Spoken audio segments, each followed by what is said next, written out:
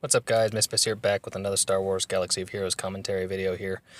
We are going to real quick cover some of the recent patch notes that have come out regarding the update with guilds and other game fixes that were introduced. So first and foremost, guild information. I didn't really cover all of that because we have everybody can pretty much figure out for themselves how to join a guild, how to create a guild if you want to, all of that. So what I want to jump to is guild currencies. With guild currencies, there's two types. There's guild bank coins and individual guild currency. So now guild bank coins are earned through your personal guild contribution daily activity, which is the light side, all that stuff. Now, the other currency is the currency you gain that you can spend in the guild store, and I'll cover that in a little bit. Now, the guild daily activities, obviously, you have everyone can work together to complete the daily activities. So the day used in the guild activities is based on the time zone of the guild. So, for instance, my guild is several hours ahead of me. I have basically a reset in the middle of that guild day. At the completion of the day, if the guild is completed at least tier 1, they'll be able to move on. So it's important to know that everybody in the guild is working together to meet these milestones. So you have at least tier 1 to get credit. Now, most guilds will get beyond that, so it's not that big of an issue. The one activity each day, light side, dark side, cantina, galactic war, etc. Now, activities that require energy or cantina energy, those currencies are expended as are used instead of how many separate battles have been completed. They covered this in a previous note. This is so that players who have unlocked higher level stages that cost 10 and 12 energy per stage are not forced to play the 6 and 8 level stages to pursue the total battles won or total battles completed. All they have to do is spend energy, which it balances it, I think. Each day, players earn guild bank coins for the guild through contribution to the personal daily activity called personal guild contribution. That's your meter down in your daily activities that shows 600. 0 out of 600, or however much energy you spend, increases that level. So each player can earn up to 600 raid coins, essentially, so that players that aren't necessarily contributing to the daily activities through just playing the game are actually contributing to being able to unlock raids. Now you can click on your level meter up in the top left and actually view your profile so you can see your own stats, and then you can also view other players' status on the allies screen and in the leaderboards on PvP, and I'll show you that in a minute. Your personal profile can be accessed, like I said, tapping the player level meter up on your top left on your home screen. You can now change your name. All you have to do is just go into that view and then tap on your name. First one is free. Everything costs 200 crystals after that. And then you can also view ally codes of guild members and send them ally requests. If you want to clear out your allies and only have guild members on your allies, that's something you can do. Guild raids, awesome. We are going to get our first little bit of information here on the guild raids. So in raids, each guild member can participate in the raid. Every point of damage brings the guild closer to victory. So even if you don't have a super deep roster, you can go in and pound on the Rancor and make some progress toward defeating him. It gives everybody an opportunity to contribute, which is cool. The leaderboard ranking in the guild members is done by amount of damage. I don't know how I feel about this because people who are more strategic and don't necessarily go in and do more damage are not going to be as high up on the boards, but whatever. Raid rewards are going to be based on a combination of the tier of the raid and the contribution of players in the instance of the raid. So go out there, beat on the Rancor. Every little bit helps. The raid leaderboard will be reset at the beginning of every month, so you can put yourself back up on the top in subsequent months. Raids will be only summoned by the guild leader and guild officers using guild raid points. The The first raid will feature 3 Gamorreans and a Rancor. There are 7 tiers of the Rancor raid, obviously. Tier 1 is for those super low-level guilds, all the way up to the heroic tier. Tier 6 is going to be recommended for players at level 80 requiring 6-star characters. I have a feeling they're not going to make this doable for guilds that aren't at least level 80, so most guilds will be hitting tier 5 max, I have a feeling. Tier 1 through 6 will have no time requirements, so that's nice. Each player will have 5 attempts to attack the Rancor, and it's in a persistent basis similar to Galactic War. So phase 1 of the Rancor fight is going to be the Gamorreans. That's kind of what we all figured. The captain's ability that I covered in the previous video, I'll put the link in the in an annotation here. We'll be able to summon more Gamorreans to the fight. That's going to be kind of a pain in the butt. Phase 2 will be the first part of the Rancor battle. The second part will be basically he's in a berserker mode, takes more damage, and then the fourth will be friggin' balls to the wall, nutso. So yeah.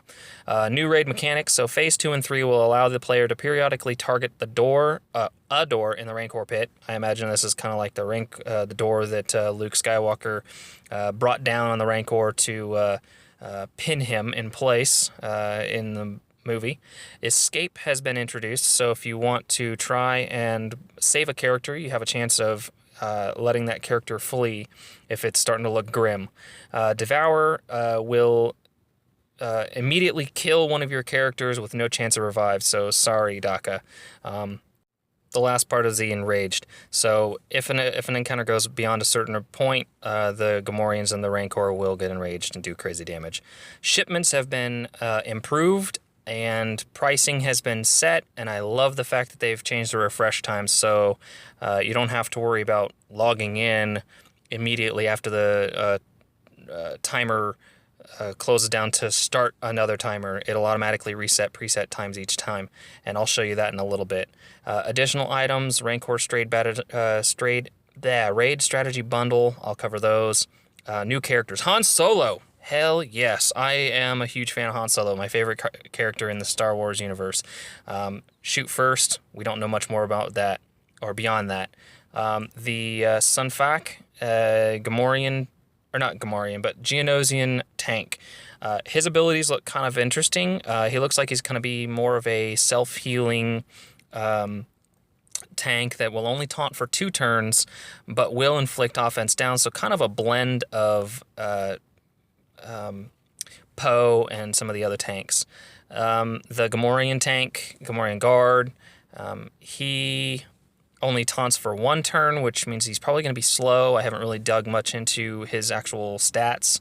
And then the Jawa Engineer. I'm kind of excited for this on my second account because I have a droid synergy team, so this Jawa Engineer will probably fit in very well in that team. So I'm pretty excited about some of his abilities. The changes to Admiral Akbar, some of his abilities have been retooled.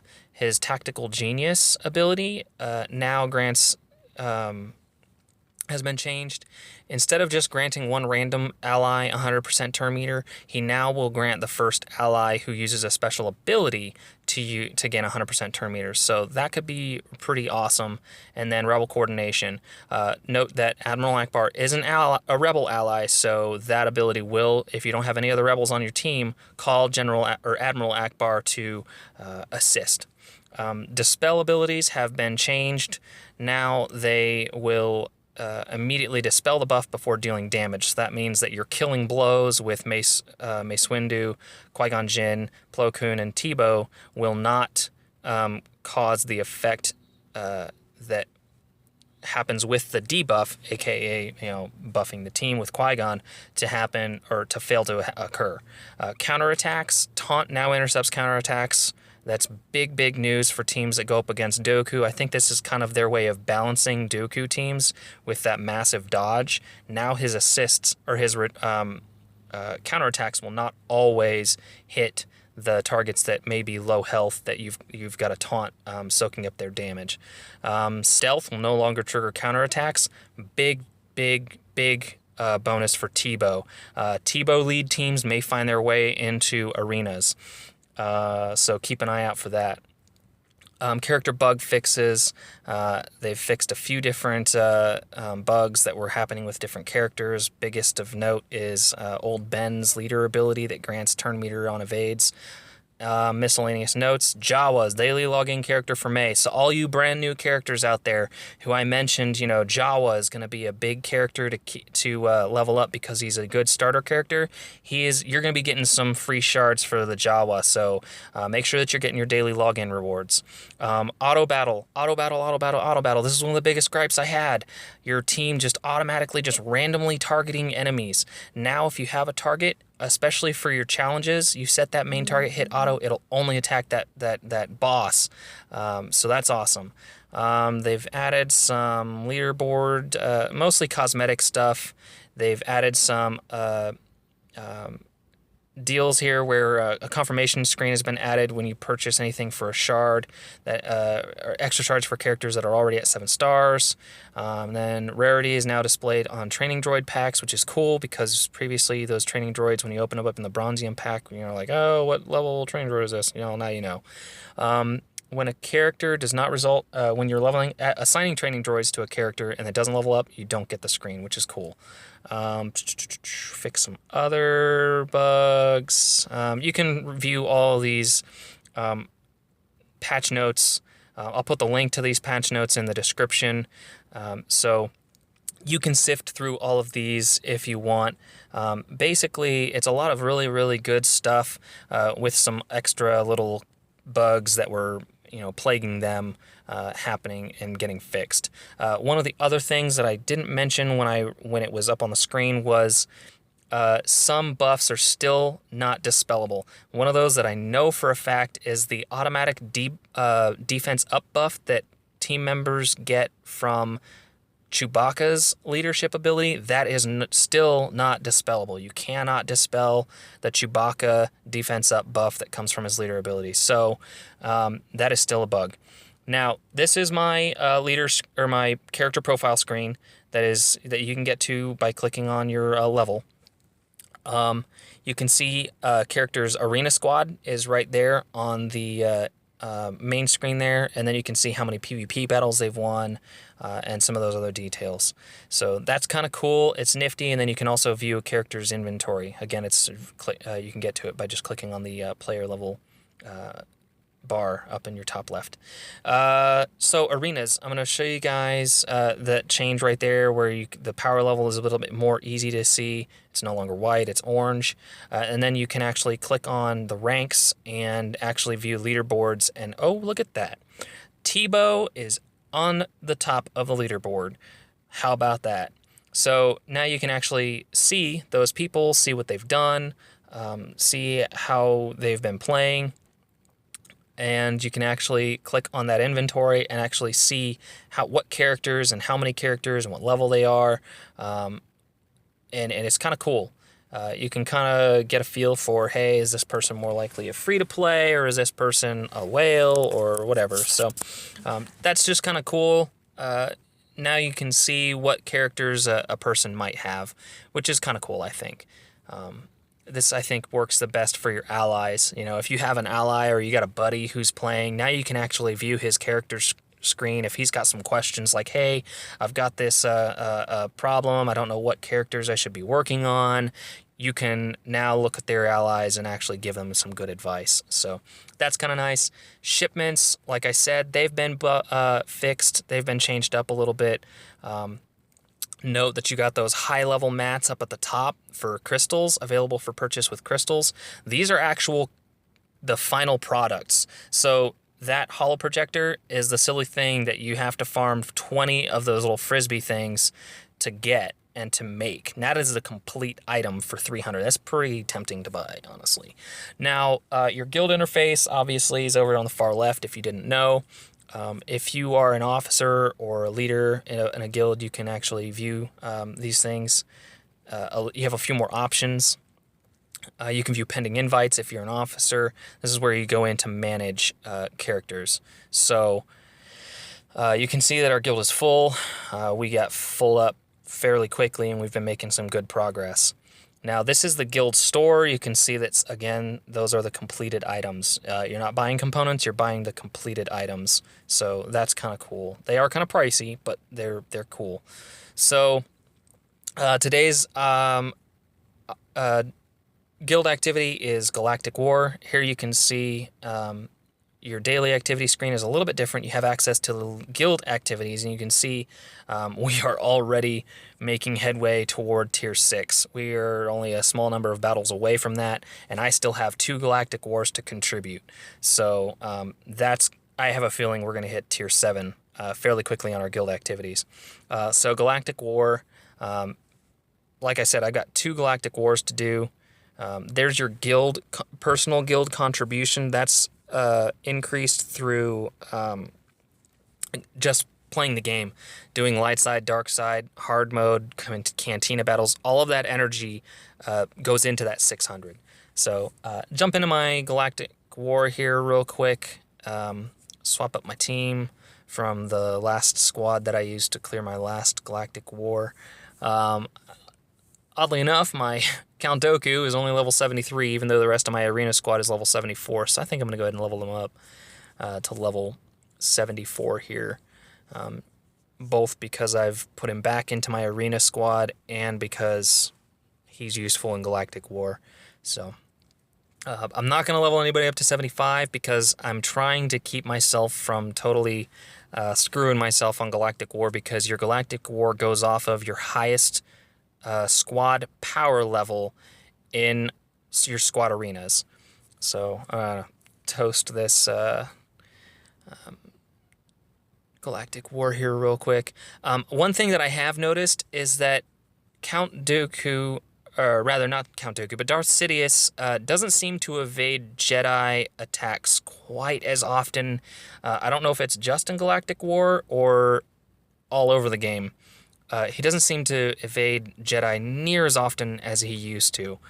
So I don't know if they retooled his evasion bonus against Jedi or what, but that is one thing that I've noticed. So I'm going to jump into the challenge and basically just kind of cover some of the changes they made there. I've got a buddy, one of my allies, dude, he's got a 7-star black tie, first order TIE pilot, and dude, that thing, he hits like a beast. It really makes me want to start focusing on my first order TIE pilot after I stop farming some of my other characters. Now, that's one of the other things that bugged me, is he's supposed to have a 90% chance to double tap with advantage, and he didn't there, which kind of frustrates me just a tad bit, because I was hoping to kind of show that off, and then doesn't tap there. So I don't know if I'm just super, super, super unlucky with the RNG today or what. But the other thing is my Ahsoka Tano. Holy macaroni, she is awesome. I am 1 shard away from getting her to 7 stars, and she's 6-star, by the way, and just got a 10k crit. That is stupendous. Ahsoka Tano is by and large one of my favorite characters still. I haven't been disappointed yet. So if you don't have Ahsoka Tano, go out. She's worth it. She's worth it. She's worth it. If you can spare the shards or spare the time and spare the focus, because she is in the arena or the Cantina shipments, she is worth it in my opinion. So another thing to make note of, these bonus packages, I don't really see the point in them because they don't give you any focus. You'd have to buy like 4 of these packs to actually make a difference. So I don't think they're worth it personally, but if you're a whale out there spending lots of money on the game and you want to actually get guaranteed shards, I think the biggest value of this pack comes in the Mace Windu, Rey, and Princess Leia. Those I think would be worth it if you have the extra crystal. I mean, if you're just sitting on a boatload of crystals, I'd say that pack is worth it just for the Princess Leia, the Mace Windu, and the Rey shards. I mean, Ray is nuts. I've got her on 4 stars on my other account, and she's just insane. I can't imagine. I'm pretty excited to get her up to 7 stars. But this pack, $55. I mean, you're going to get 47 shards for the Royal Guard. That's worthless. Most people already have Luminara. I mean, the only bonus there is getting Admiral Akbar. I mean, and even then, if you have Admiral Akbar, you're only getting 30-something shards. So that package, I don't think is going to be a very big seller. But I'm already up almost 20 minutes, guys. So this is a long video, but I covered a lot. If you got questions or suggestions for future videos, please comment. Like, favorite, subscribe, guys, and I will catch you guys later.